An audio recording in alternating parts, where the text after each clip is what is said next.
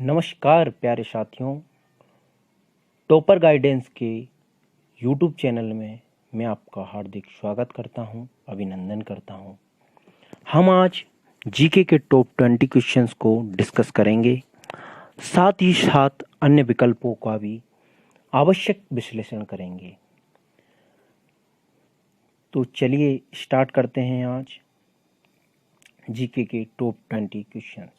तो इसमें पहला क्वेश्चन है, भौतिकी के क्षेत्र में पहला नोबेल पुरस्कार किस भारतीय वैज्ञानिक को दिया गया? तो वो दिया गया है सीवी रमन साहब को भौतिकी के क्षेत्र में। तो कब दिया गया? तो 1930 में। कब? 1930 में दिया गया। क्यों दिया गया? सबसे पहला काम ये पूछा जाता है कि किस लिए उन्हें नोबेल प्राइज दिया गया। तो उन्हें दिया गया था, उन्होंने 28 फरवरी 1928 में रमन प्रभाव की खोज की थी। इसके लिए उन्हें नोबेल प्राइज 1930 में दिया गया। 28 फरवरी को ही उन्हीं की याद में हमारे यहाँ नेशनल साइंस डे भी ऑब्जर्व किया जाता है। बाद में भारत सरकार के द्वारा इन्हें 1954 में भारत रत्न से भी सम्मानित किया गया। तो इससे जुड़े जो महत्वपूर्ण पहलू थे वो ये रहे। हाँ, वो नोबेल प्राइज़ की अगर बात आई गई तो भारत में सबसे पहले नोबेल प्राइज़ सन 1913 में रविंद्रनाथ टैगोर साहब को दिया गया। तो ये भी याद रखना है। चलिए आगे बढ़ते हैं।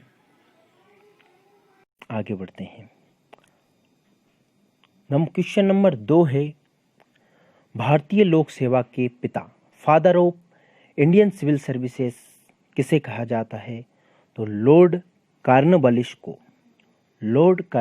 को father of Indian civil services कहा जाता है।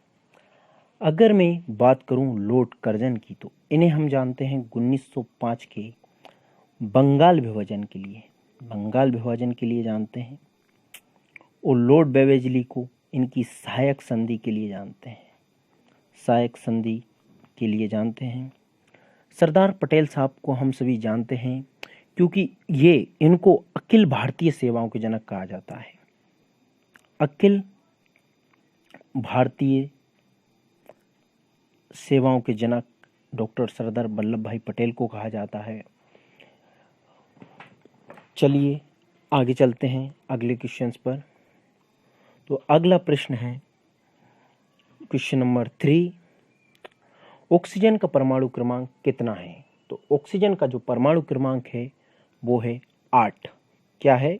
ऑक्सीजन का परमाणु क्रमांक है 8। ऑक्सीजन का परमाणु क्रमांक है 8।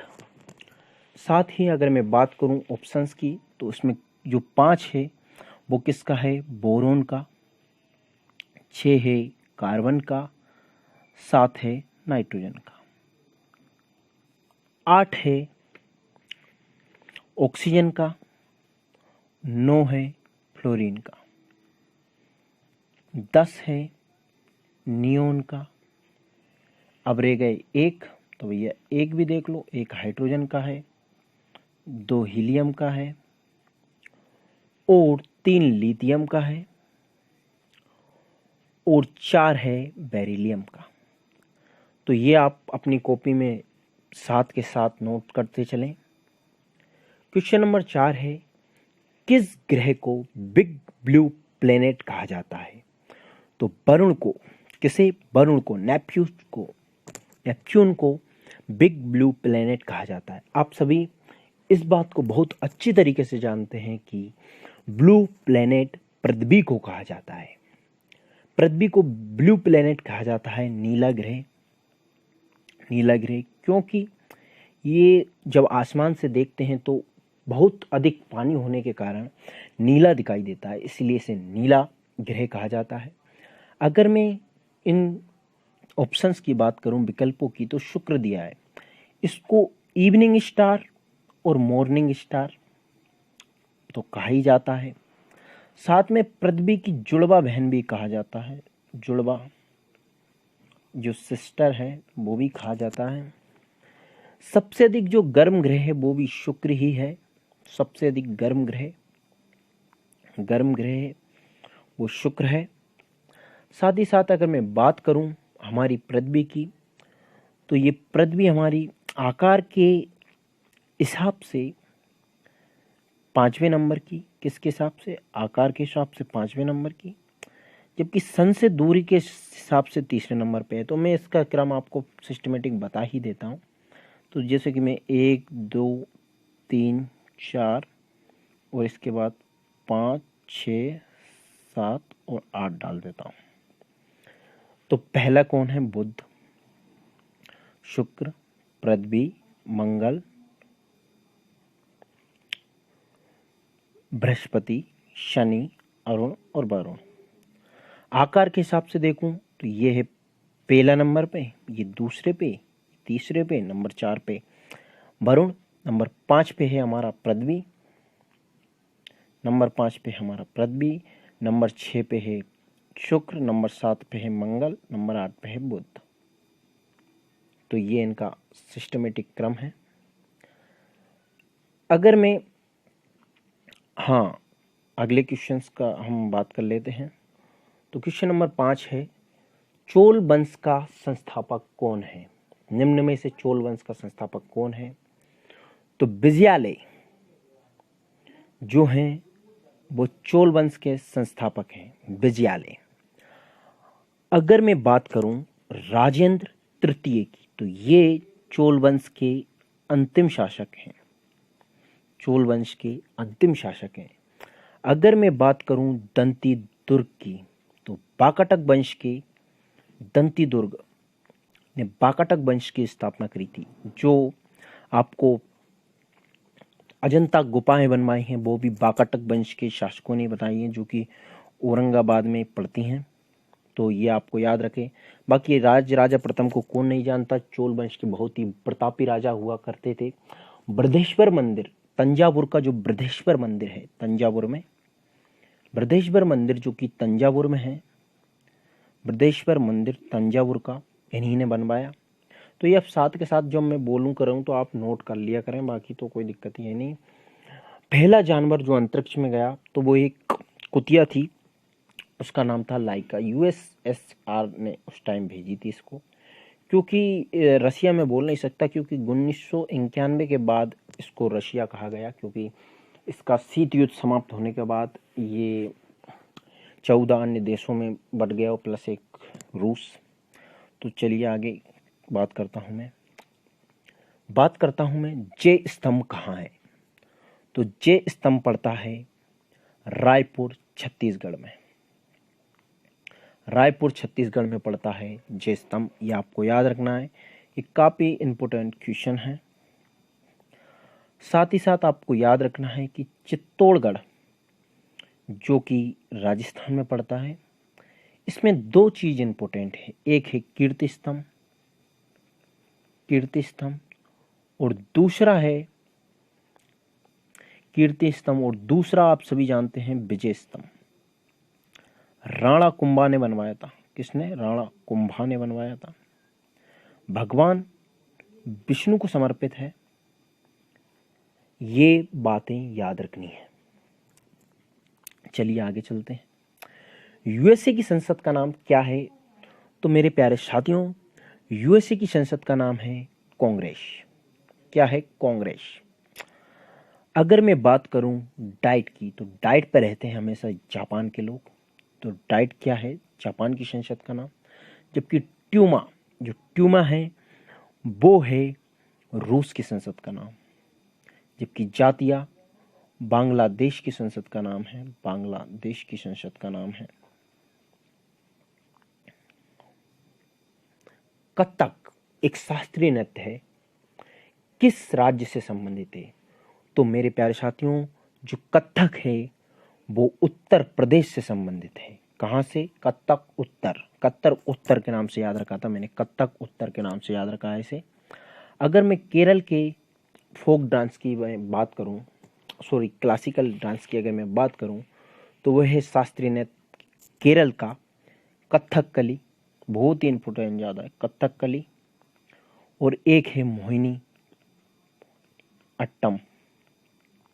मोहिनी अट्टम। तमिलनाडु की अगर मैं बात करूं तो भरतनाट्यम। ये भरतनाट्यम बहुत ज़्यादा इंपॉर्टेंट है क्योंकि इससे कुछ व्यक्ति जुड़े हुए हैं जो जिनका नाम पूछा जा सकता है, जैसे कि विक्रम साराभाई की जो पत्नी है मृणालिनी साराभाई, क्या है मृणालिनी साराभाई का नाम आ सकता है, मृणालिनी साराभाई का नाम पूछा जा सकता है, मृणालिनी साराभाई। और साथ ही में पूछा जा सकता है रुक्मणी देवी, तो रुक्मणी देवी का भी नाम पूछा जा सकता है। अगर असम की बात करूं तो असम का जो शास्त्रीय नृत्य है उसको बोलते हैं सत्तरिया। क्या बोलते हैं? सत्तरिया। असम का एक फोक डांस है, वो है शास्त्रीय संगीत नहीं है, वो फोक डांस है, वो सत्तरिया नहीं है, बिहू है, बिहू। चलो आगे बढ़ते हैं। Study of liver. तो स्टडी ऑफ लिवर किसे कहते हैं? हेपेटोलॉजी। आपको हेपेटो शब्द जहां भी दिखे, आपको हेपेटो शब्द जहां भी दिखे उसका मतलब कहीं ना कहीं यकृत से होता है। आपको आपके दिमाग में ये बात बहुत अच्छी तरीके से बैठा ली है। हेपेटो जैसे कि एक हेपेटाइटिस बी है, वो यकृत से संबंधित है, तो यकृत से संबंधित एक वर्ड आप याद रखें, एक शब्द याद रखें, हेपेटो। आपको जहां भी दिखे वो उसका मतलब कहीं ना कहीं यकृत से होता है। अगर मैं बात करूं नेफ्रोलॉजी की, तो नेफ्रॉन किस में पाए जाते हैं? किडनी में। किस में भैया? किडनी में। नेफ्रॉन किस में पाए जाते हैं? किडनी में। तो ये किडनी, स्टडी ऑफ किडनी किसको कहा जाता है? नेफ्रोलॉजी। जबकि डेंट्रोलॉजी किसे कहा जाता है? डेंट्रोलॉजी कहा जाता है स्टडी ऑफ ट्री, यानी कि वृक्ष के अध्ययन को डेंट्रोलॉजी कहा जाता है। किसके? वृक्ष के अध्ययन को डेंट्रोलॉजी कहा जाता है। जबकि डर्मेटोलॉजी, डर्मेटो शब्द जहां भी आए उसका संबंध होता है त्वचा, त्वचा से संबंधित होता है स्किन, तो स्टडी ऑफ स्किन को कहा जाता है डर्मेटोलॉजी। दुनिया की पहली महिला प्रधानमंत्री कौन बनी थी? तो दुनिया की जो पहली महिला प्रधानमंत्री बनी थी उनका नाम है एस भंडार नायके, जो कि श्रीलंका से संबंधित है। कहाँ से? श्रीलंका से संबंधित है, श्रीलंका की बनी थी। अगर मैं बात करूं इंदिरा गांधी जी की, तो ये भारत की पहली महिला प्रधानमंत्री, जबकि बेनजीर भुट्टो पाक की, जबकि शेख हसीना बांग्लादेश की पहली प्रधानमंत्री बनी है। जो इनकी अगर मैं बात करूं शेख हसीना जी की, तो ये शेख मुजब्बुर रहमान की बेटी हैं, जिन्होंने बांग्लादेश लिबरेशन वॉर में एक बहुत बड़े नेता के रूप में उभर कर सामने आए थे और प्रेजेंट टाइम में यही बांग्लादेश की प्राइम मिनिस्टर हैं। अगर मैं बात करूं 1934 के समय आरबीआई का मुख्यालय कहाँ था? तो 1934 में आरबीआई का जो मुख्यालय था वो था कोलकाता में। कहाँ पर था? कोलकाता में आरबीआई का मुख्यालय था। 1937 में ये इसका हेडक्वार्टर मुंबई पहुंच गया। इसके बाद अगर मैं आरबीआई की स्थापना की बात करूं तो 1 अप्रैल को आरबीआई की स्थापना 1935 में की गई थी। इसके जो पहले जो गवर्नर बने थे वो सर ओसबोर्न स्मिथ बने थे, जबकि पहले भारतीय फर्स्ट इंडियन अगर मैं बात करूं तो बने थे सीडी देशमुख साहब। सीडी मैं लिख देता हूं, मैं देशमुख साहब। कौन? सीडी देशमुख साहब, सीडी देशमुख बने थे। तो ये आप साथ के साथ में लिखते चलें। और अगर मैं बात करूं अभी प्रेजेंट टाइम पर जो आरबीआई के गवर्नर हैं वो हैं शक्तिकांत दास, जो कि 25वें नंबर के हैं। इससे पहले थे 24वें नंबर के उर्जित पटेल साहब, जबकि 23वें नंबर के थे बहुत ही, मेरे हिसाब से बहुत इंटेलेक्चुअल पर बहुत ही बुद्धिजीवी इंसान है, उनका नाम है रघुराम राजन। अगर मैं बात करूं क्वेश्चन नंबर 13 की, तो क्वेश्चन नंबर 13 है, ये रहा। यहाँ पर क्वेश्चन नंबर 13 गायब हो गए। चलो क्वेश्चन नंबर 14 ही डिस्कस करते हैं। दुनिया का पहला यौगिक जो कि प्रयोगशाला में कृत्रिम रूप से तैयार किया गया। दुनिया का पहला यौगिक जो कृत्रिम रूप से प्रयोगशाला में बनाया गया, तो वो कौन सा है? ये आपके लिए बहुत ही इंपॉर्टेंट क्वेश्चन हो जाता है, क्योंकि मैंने इसके ऑप्शन बहुत अच्छे डाले हैं। अगर मैं ऑप्शन अच्छे नहीं डालता तो देखो, अब आप इसमें जानते हो कि दुनिया में पहला यौगिक कौन बनाता, तो आपके लिए ऑप्शन आए, आप इनमें चुनो। आपके लिए थोड़ा सा टाइम दे देता हूँ। तो आप सभी जानते हैं बहुत अच्छी तरीके से कि यूरिया पहला ऐसा यौगिक था जो प्रयोगशाला में तैयार किया गया।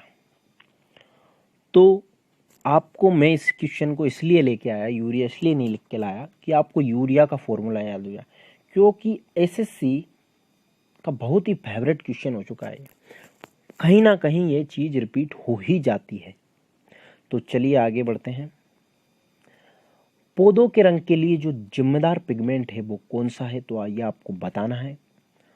तो जो पौधों के रंग के लिए जो जिम्मेदार पिगमेंट है उसका नाम है क्लोरोफिल। क्लोरोफिल जो है वो पौधों के रंग के लिए जिम्मेदार होता है, हरे रंग का। इसमें एक तत्व पाया जाता है मैग्नीशियम, बहुत ही ज़्यादा इम्पोर्टेंट है। अगर मैं बात करूं सेल्यूलोज की, तो ये पौधों में पाया जाता है। लाइकोपीन, भैया लाइकोपीन के कारण तो टमाटर का लाल रंग होता है ना। टमाटर में कैरोटीन की मान लो तो भैया दूध का पीला रंग किसके कारण होता है? फलों का पीला रंग भी कैरोटीन के ही कारण होता है। अब एक चीज आ जाती है कैसीन। अब कैसीन क्या है भैया? कैसीन दूध का जो सफेद रंग होता है वो कैसीन के कारण ही होता है। तो ये चीज़ें कुछ चीज़ें हैं जो आपको याद रखना है। बाकी कैरोटीन जो पाया जाता है वो वैसे नट वगैरह में, जैतून के फल में, इन चीज़ों में पाया जाता हो। एक बुक थी, बहुत ही यात्री वृत्तांत बोलते हैं इसे, उसका नाम है रहला। रहला एक यात्री वृत्तांत है जिसको मोरक्को के यात्री इब्न बतूता साहब ने लिखा था। इब्न बतूता किसके शासनकाल में आए? तो पहला क्वेश्चन ये पूछा जाता है किस देश से संबंधित थे, तो मोरक्को से संबंधित थे। दूसरे किसकी शासनकाल में आए थे? तो मोहम्मद बिन तुगलक, पागल राजा बोलते हैं, धूर्त बोलते हैं, देवगिरी ले गया था दिल्ली से अपनी राजधानी। और अब मैं इससे रिलेटेड तो यही प्रश्न बनते हैं। बाकी हम ऑप्शन से भी कुछ शायद अपने लिए काम की चीज निकाल लें। जो मैग्नेस्थीस था, सेल्यूकस निकेटर का राजदूत था, इसने एक बुक लिखी थी इंडिका। काफी हमारे भारत में फेमस हुई क्योंकि इसने हमारी समाज वैसे 4 वर्गों में ही बटी हुई है, 4 ब्राह्मण, क्षत्रिय, वैश्य, शूद्र, लेकिन इसने 7 वर्गों में बांटा था। और इसका जो संबंध है वो मौर्य काल से है, ये भी इम्पोर्टेंट है। इसी के साथ हम इसमें एक और प्रश्न निकालते हैं। तो अब्दुल फजल की अगर मैं बात करूं, तो अब्दुल फजल हैं, वो अकबर के शासनकाल में हुए हैं। नवरत्नों में से एक इन्होंने आईने अकबरी लिखी है। क्या है? आईने अकबरी बुक लिखी है। जहांगीर ने इन्हें वीर सिंह बुंदेला के द्वारा हत्या करवा दी गई थी, जहांगीर के द्वारा अबुल फजल की। अगर मैं अब आगे बढ़ते हैं अगले क्वेश्चंस पर, तो क्वेश्चन नंबर जो 18 है वो क्या है? बेलूर मठ किस राज्य में स्थित है? बेलूर मठ किस राज्य में स्थित है? बेलूर मठ है पश्चिम बंगाल में स्थित। पश्चिम बंगाल में स्थित है। तो भैया याद रखो कि यहाँ से बेलूर मठ से जो एक संबंधित व्यक्ति हैं, बहुत ही महान व्यक्ति हैं, स्वामी विवेकानंद। स्वामी विवेकानंद को 1893 में एक में बहुत इम्पोर्टेंट चीज़ है, उसके लिए हम याद करते हैं। विश्व धर्म सम्मेलन हुआ था 1893 में। इसमें इन्होंने सभी को प्यारे भाई और बहनों से संबोधित किया था। इनके बचपन का नाम नरेंद्र बोलते थे भैया, नरेंद्र मोदी के राज चल रहा है वैसे तो नरेंद्र नाथ बोलते थे। हुगली नदी के किनारे बसा हुआ है जो बेलूर मठ। 12 जनवरी को हम इन्हीं की याद में भारत राष्ट्रीय युवा दिवस मनाते हैं, जबकि 12 अगस्त को क्या मनाया जाता है? 12 अगस्त को मनाया जाता है इंटरनेशनल यूथ डे, मतलब अंतर्राष्ट्रीय युवा दिवस। हमने इसे 1985 से स्टार्ट किया है। 1985 से हम मनाते आ रहे हैं युवा दिवस। अगर मैं बात करूं इसके सिवा तो उत्तराखंड में भी एक मठ पड़ता है, आपको शायद इसका पता ना हो, लोथर नाम से पड़ता है, लोथर नाम से। शंकराचार्य इसके लिए जाने जाते हैं, अद्वैत आश्रम है एक। क्वेश्चन नंबर जो 19 है वो है ये आपकी स्क्रीन पर। मौलिक कर्तव्य किस देश से लिए गए हैं? तो बड़ा ही जी, मुझे लगता है आपका सबसे आज का जो सरल क्वेश्चन है वो मौलिक कर्तव्य कहाँ से लिए गए? तो यूएसएसआर से लिए गए हैं, यूएसएसआर से लिए गए हैं। और मौलिक जो अधिकार हैं वो यूएसए की संसद से लिए गए हैं। फंडामेंटल राइट जो लिए गए हैं यूएसए की संसद से लिए। कनाडा से हमने संघीय प्रणाली ली है। साउथ अफ्रीका से संविधान संशोधन लिया है। तो ये बहुत सारी चीज़ें हैं, साथ साथ में इनकी भी डिस्कशन करेंगे। तो ये अब मैं इससे रिलेटेड आपको जो काफ़ी महत्वपूर्ण प्रश्न है वो बताता चलता हूँ। तो देखो, भाग 4A में जो आपका भाग 4 है, पार्ट 4 के ए में ये मौलिक कर्तव्य दिए गए हैं। आर्टिकल की अगर मैं बात करूं तो 51 के ए बोल सकते हो। जब हमने इनको 46वें संविधान संशोधन 42वें संविधान संशोधन किस 42वें कॉन्स्टिट्यूशनल अमेंडमेंट 1976 के द्वारा जब जोड़ा था तो उस टाइम 6 थे, 10 ही थे, लेकिन बाद में एक और जोड़ दिया गया। कब जोड़ा गया? 86 कॉन्स्टिट्यूशनल अमेंडमेंट, शायद डेट थी 2002, हाँ 2 में जोड़ा गया। उससे क्या हो गया? ये हो गए 11। तो अगला प्रश्न और आपका आज का अंतिम प्रश्न कि रेबीज के टीके की खोज किसने की थी? तो बड़ा ही इजी क्वेश्चन मेरे हिसाब से माना जाएगा कि लुईस पाश्चर साहब ने इसकी खोज की थी। अगर मैं ऑप्शंस की बात करूं, रेबीज रोग को एक और नाम भी कहा जाता है, हाइड्रोफोबिया। हाइड्रोफोबिया इसमें क्या है कि जो बच्चे होते हैं जिसको भी कुत्ता काट लेता है वो पानी से डरने लगता है, इसलिए इसे हाइड्रोफोबिया भी कहा जाता है। अगर चार्ल्स डार्विन साहब की मैं बात करूं तो चार्ल्स डार्विन ने उत्परिवर्तन का सिद्धांत दिया। उत्परिवर्तन में जो लिख पाता हूं शायद, उत्परिवर्तन लिख ही देता हूँ, उत्परिवर्तन आप नोट के लिया करो, में काफ़ी इंपॉर्टेंट है। बाकी मेंडल को सभी जानते हैं, मटर के पौधे पर इन्होंने रिसर्च किए थे और अनुबंध जेनेटिक्स के लिए भी जाने जाते हैं मेंडल। लेमार्क तो जाने ही जाते हैं। चलो ठीक है, आज के लिए इतना ही। चलिए मिलते हैं पर कल। आज के लिए धन्यवाद।